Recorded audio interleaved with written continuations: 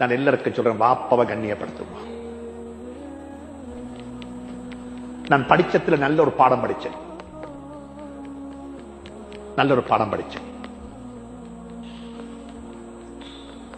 அல்லாஹ் அருள் செய்வானாக. ஒரு வாப்பா நல்லா செலவழிச்சாரு பிள்ளைகளுக்கு. மகனுக்கு செலவழிச்சு மகன் நல்லா படிச்சு மாஷாஅல்லாஹ் நல்ல இடத்துல நல்ல ஒரு ஜாப் செய்யறான். இப்ப மகன் நல்ல மகன். என்ன மகன்? உங்களை மாதிரி நல்ல ஒரு புள்ள. சம்பாதிச்சு முதலாவது சம்பளம் வாங்கின மகன். முதலாவது சம்பளம் வாங்கி கொண்டு வந்து உம்மாட்ட போய் கொடுத்தான் சம்பளத்தை. உம்மா, இந்த சம்பளத்தை வாப்பாட்ட கொடுத்துடுமான்னு சொல்லி. யார்ட்ட? உம்மாக்கு கோபம் வந்துட்டது. அட, நீயே கொண்டு போய் கொடு.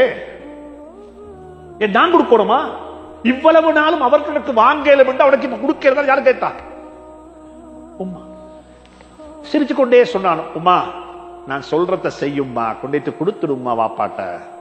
உம்மாக்கு இன்னும் மாத்திரம் வந்துச்சு. இவன் என்ன சொன்னா மகன் உம்மாவை பார்த்து, உம்மா 25 வருஷமா வாப்பட கை மேலத்தானே இருந்துச்சும்மா, நான் மேல உள்ள கையை கீழே கொண்டு வர விரும்பலும்மா. நான் கொண்டு போய் கொடுத்தா உம்மா வாப்பட கை எங்க வந்துடும்? கீழே வந்துடும். வாப்பட கை மேலே இருக்கட்டுமே. ஏன் வாப்பட கையை நான் கீழே வச்சு பார்க்க விரும்பலும்மா. எல்லாருக்கும் சொல்லித்தாரேன், வாப்பா உம்மாக்கு என்ன சரி கொடுக்கணுமா ஹதியா உண்டு, கையில கொடுக்க வானம் வச்சிட்டு வாங்க, போயிட்டு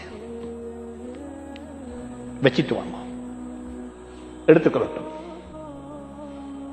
எனக்கு முன்னால் எந்த வாப்பட கை கீழே போகக்கூடாது.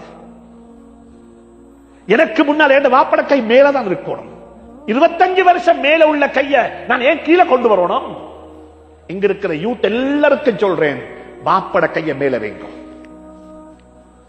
நாங்க எல்லாரும் உம்மவத்தை அழகு பார்ப்போம். உம்மா கொஞ்சம் கூட பேசுற இல்லையா? என்ன சொல்லுவா?